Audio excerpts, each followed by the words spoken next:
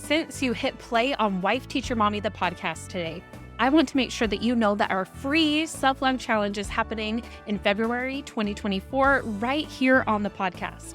The goal of this challenge is to make creating an intentional practice of self-love even easier than ever simply by plugging in your earbuds and listening for about 10 minutes per day. But for the full experience, you're going to want to get the scorecard so you can enter the giveaways, get the daily journal prompts sent to your inbox, and join us for the live wrap-up podcast recording. Yes, you get to join me in the studio and record the podcast together live. It is all free. Go to wifeteachermommy.com/self-love challenge to sign up. Again, it is completely free. You'll get a daily reminder with the free 10-minute coaching each day and your journal prompt, and you will see a transformation over these 14 days. It is not only going to impact your relationship with yourself, but as I'll teach during the challenge, it is going to impact every single other relationship you have in your life, your relationship with other people, your relationship with teaching. That energy is going to impact every single other aspect of your life. So sign up at wifeteachermommy.com/self-love challenge. It's free. Now let's get to the episode. You are listening to episode 105 of Wife Teacher Mommy, the podcast. Stop comparing yourself to other teachers and homeschool parents. If you find yourself falling into the comparison trap time and time again, let this episode serve as a reminder to you and feel free to come back to it whenever you need.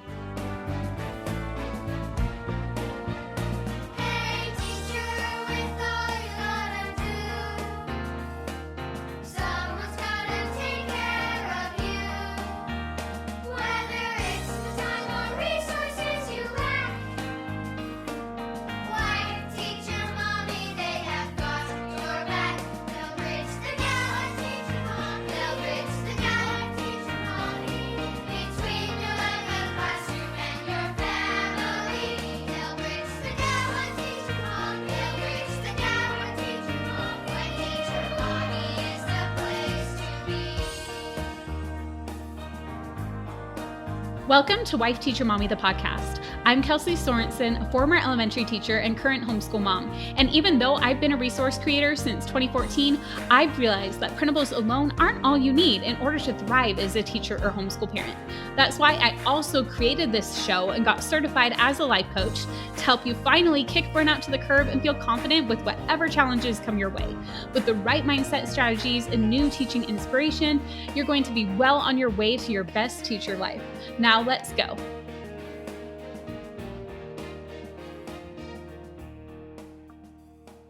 Okay, today we are talking about comparison, and I feel like this is a huge, huge topic in the teacher world, and I'm so excited to talk about it.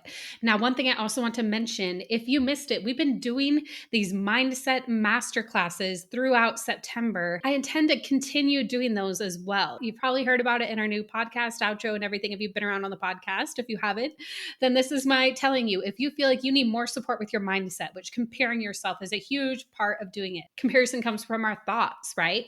If you need help reframing that mindset, that comparison mindset, or really anything, come to one of my free mindset masterclasses. I will put the link to that in the show notes, but also if you go to wifeteachermommy.com/masterclass, it'll take you to where you can sign up for the next one. We would love to see you there. It's free. You even get bonuses for signing up, for showing up. I would love to see you there. Okay, but let's dive into this on the podcast today. I want you to be able to walk away from this episode with actionable steps that you can take to kind of stop the comparison trap in its tracks. So that's what we're talking about today. Now, as you know, as a teacher, there are so many responsibilities that might feel like they're pulling you in lots of different directions. You're planning lessons, differentiating, grading papers, collaboration, classroom management, behavior management, IEPs, parent-teacher conferences, just to name a few.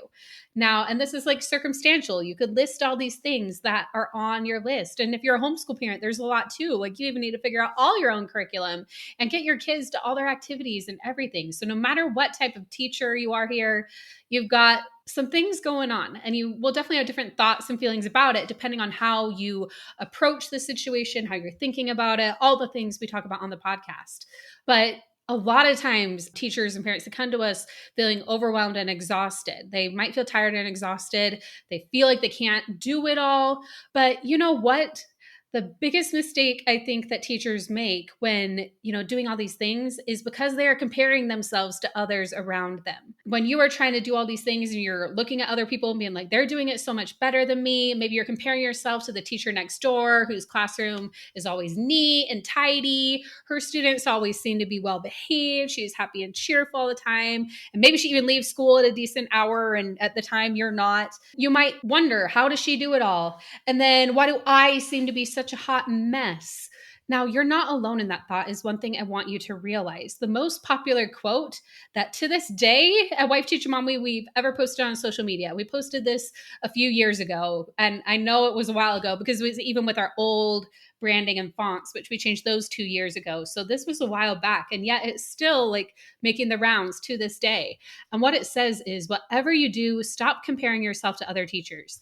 The truth is we are all a hot mess. Some of us just hide it better than others. And I created this quote image on a whim because I was thinking about how often I compare myself with others as well. And I've seen kind of similar quotes, but I'm like, you know what? This is like, I want a teacher geared one because this is like what we do as teachers. We like look at the other teachers and compare ourselves. Oftentimes we can do that. And personally, a lot of times I think things about other people. Like I think they have it all together, but I also think things that make me feel like I'm a hot mess.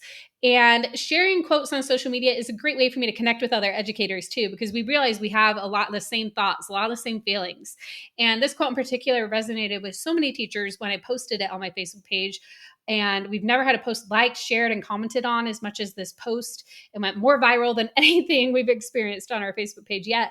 And I don't say this to be braggy or anything, because if you know me, you know I'm not that type of person. I'm simply telling you this because this alone shows how many teachers relate to the comparison trap. And likely even that teacher you're comparing yourself to is doing the same thing, maybe even to you.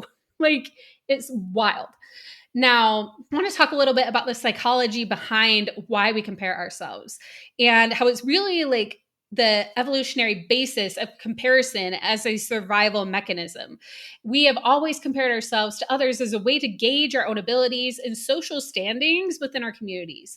And it's really been to assess one's fitness or for resources or protection within a group.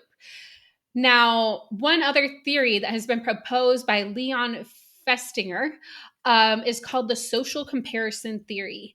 And this states that people evaluate themselves by comparing themselves to other people. It's like what we use as a benchmark.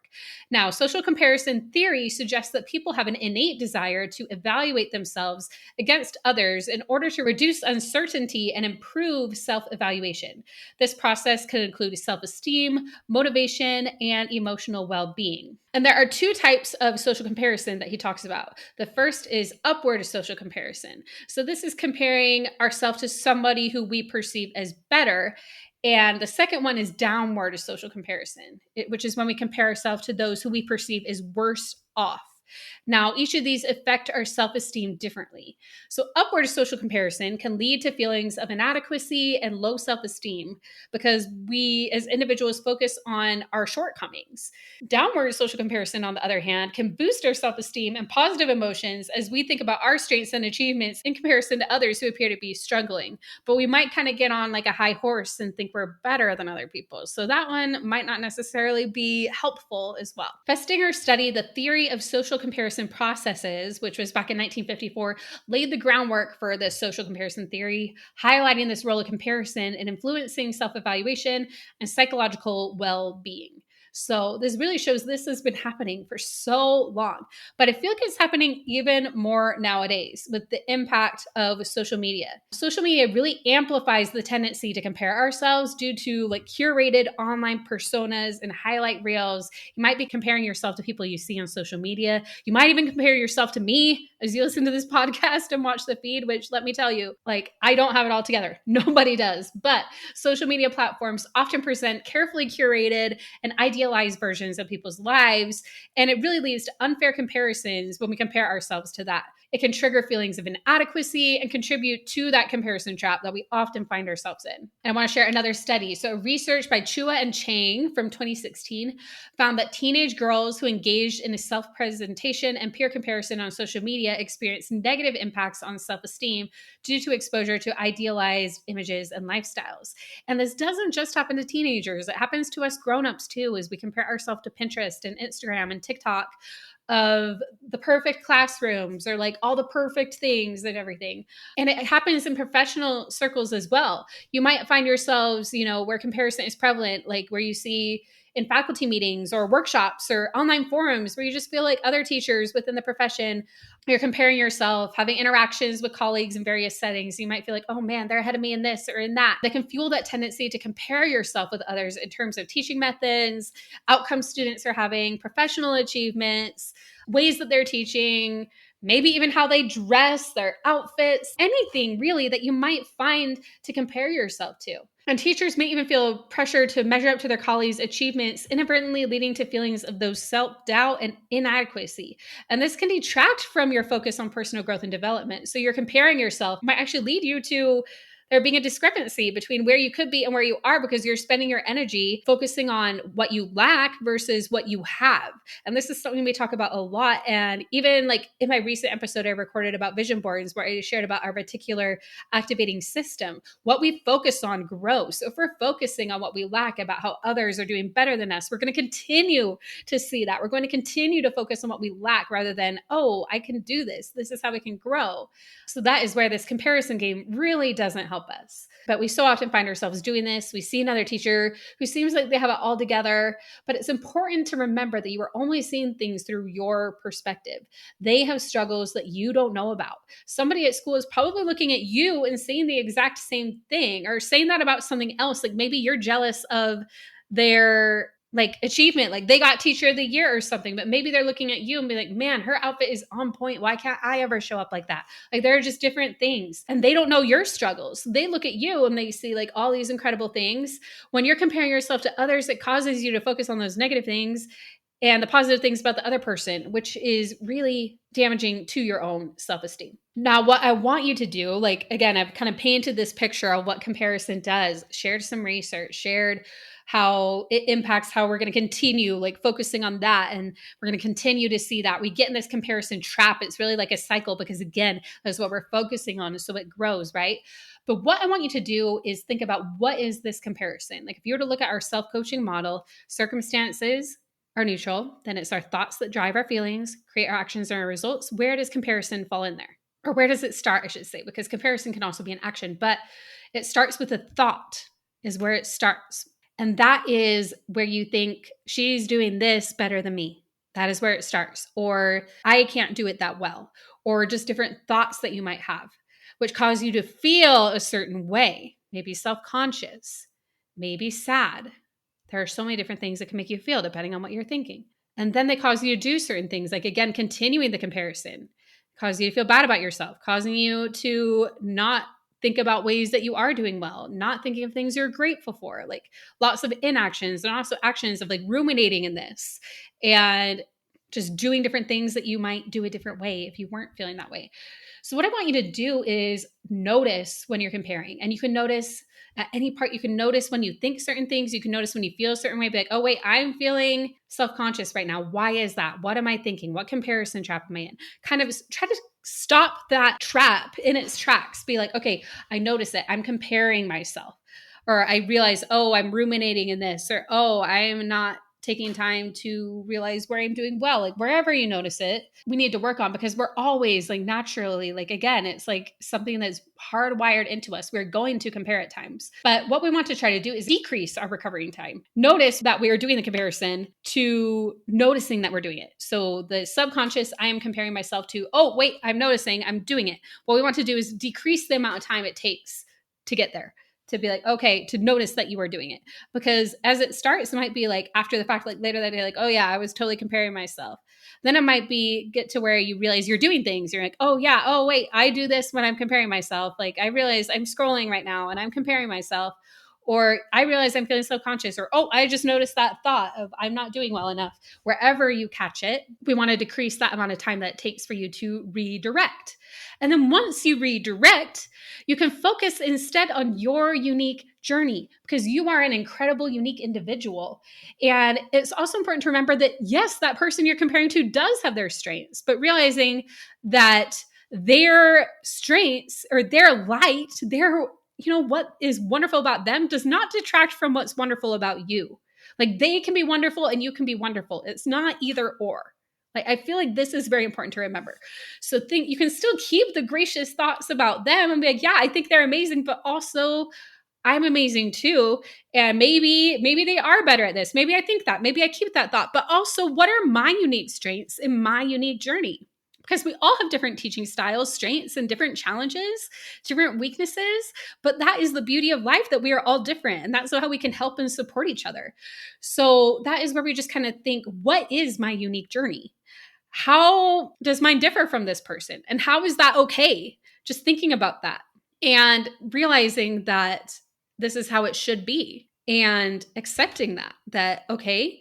And also, if there's something that they do that you want to be better at, instead of using it as something to beat yourself up about, you can use it as inspiration. Like, maybe the teacher down the hall is doing a great job at implementing the science of reading into her classroom, and you just don't even know where to start with that. Maybe you could be like, okay, well, this is something I can do. This is something I can learn. You can even talk to them and, build a relationship with them and learn how they do what they do. You can, check out a book about it. I love Malia Hollowell's book, The Science of Reading in Action, if that's the thing you want to learn about. But I mean, again, it could be anything. That was just a random example I pulled out as I was talking. But just think about how, instead of using that comparison against yourself, use it for yourself. Like, oh, if she can do it, I can too. So just realizing, again, that somebody's strength doesn't mean that you don't have it too, or that you can't grow it as well. And it doesn't mean that you don't have strengths that that person does not have. So it's really just accepting the beauty of the diversity in which teachers contribute positively to their students and to our communities together. Now, I want you to notice if you, again, fall into this comparison trap, if you're feeling burnout, imposter syndrome, and decreased self-esteem. That is where we want to, again, validate ourselves. Like, I see why you're feeling that way, because we're thinking this way and that isn't serving us, and just have so much compassion. And by us, like, I really sometimes talk to myself like as if I'm talking to another person, which is why I say it that way, because it could just be helpful to be like, hey, we're thinking this right now, but maybe we could redirect that. Maybe we could think about this another way, but also I can see why you were doing that, and, have so much compassion for ourselves, as if you're like talking to yourself. It really is so important to keep that self-compassion. And that is really part of overcoming this comparison trap, is having compassion for the part of you that is comparing, because that part of you is always going to be there. And it's just kind of, again, seeing how we can decrease that part of us and increase the part that leaves room for ourselves to thrive and other people to thrive. Because as the amazing Moira Rose says, when one of us shines, all of us shine. And I truly believe that just because somebody's light shines doesn't mean ours can't shine too. So just remembering our unique perspectives, having compassion for the part of ourselves that is in that comparison, but also, redirecting, sharing that love. And when you're feeling love, you're not feeling comparison, right? When you're feeling love for yourself, feeling love for the people you're comparing yourself to. And also, again, engaging in healthy comparison. So if there's something that somebody is doing that you feel like you're lacking, using that as inspiration. The next thing is to build a supportive teaching community. Now, when you foster a sense of camaraderie among teachers instead of like unhealthy competition, when you put your strengths together, it can build the whole. And when you can think about what part of it is that you bring to the table, then you no longer need to compare your weaknesses to their strengths, because you'll realize where your strengths lie and how you can all help each other. And this is where you can have mentorship, collaboration, and peer support together to help all of your students. So this can be on your teacher team.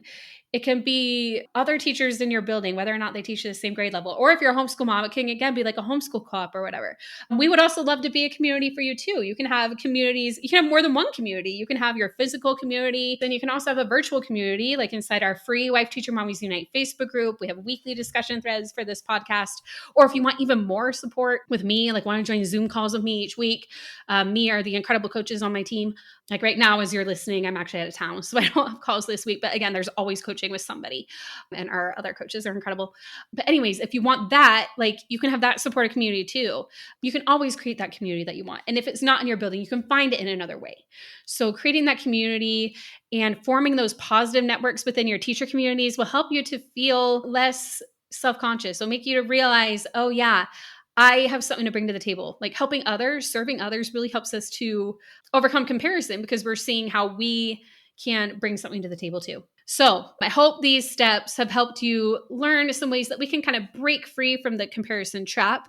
And again, we're never going to not compare each other again. But again, our goal and the real way to sum up this episode is that we want to just decrease our reaction time from where we compare ourselves to when we notice we're doing it and redirect ourselves. So if we decrease that amount of time, that is when we can redirect and, realize again, when one of us shines, all of us shine. And another thing I want you to remember, and this is a quote that I heard a while back that I just loved. It says, you can do anything, but you can't do everything. You literally can't do everything. So if you're comparing yourself in like every single aspect of me, like this person's better at this person's better at that. Maybe they are. And maybe that's okay because you literally can't do everything, but neither can she. You may think that she's doing it all, but she's not. She might be thinking the exact same thing about you. So what I want you to do is prioritize your life, what's most important, and let everything else go. Take a deep breath, decrease that time, like notice when you're comparing yourself and redirect. But it's okay to leave school before everything is done. It's okay to have other priorities outside of school that come first, especially if that priority is your family. We want to do everything we can for our students, but at the end of the day, we don't want it to come at the expense of our own health or our families. And certainly not to keep up with the teacher down the hall. So when you find yourself comparing yourself to another teacher, just notice it and say, nope, stop it. Because remember, as we learned in that quote at the very beginning of this episode, they're a hot mess just like you. So head on over to the discussion thread inside the Wife Teacher Mommies Unite free Facebook group. We would love to discuss comparison with you. Let us know how you find yourself doing it, and let us know if you're able to notice it sometime this week. That would be my challenge to you. Notice when you're comparing yourself to somebody and see if you can decrease that reaction time and tell us about it. Would love to hear about it. And we will talk next week.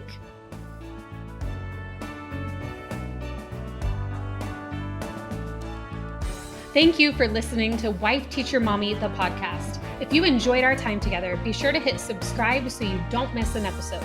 And if you're ready to take the next step, I'd love for you to join me face-to-face of my next free virtual mindset masterclass. In this masterclass, I'll share my full story of how I transformed my teacher overwhelm and anxiety into balance, authenticity, and a true understanding of myself. And the best news, it'll work for you too. I'll break down my 5-step framework, share inspiring stories that will help shift your mindset, and you'll even get to see life coaching in action. You'll get a free resource and a special opportunity just for joining us, and you won't be able to get this anywhere else. Did I mention this masterclass is free? You've got nothing to lose. All you need to do is sign up, add it to your calendar, and commit to showing up live. Go to wifeteachermommy.com/masterclass to sign up, or head to the link in the show notes. I will see you at the masterclass.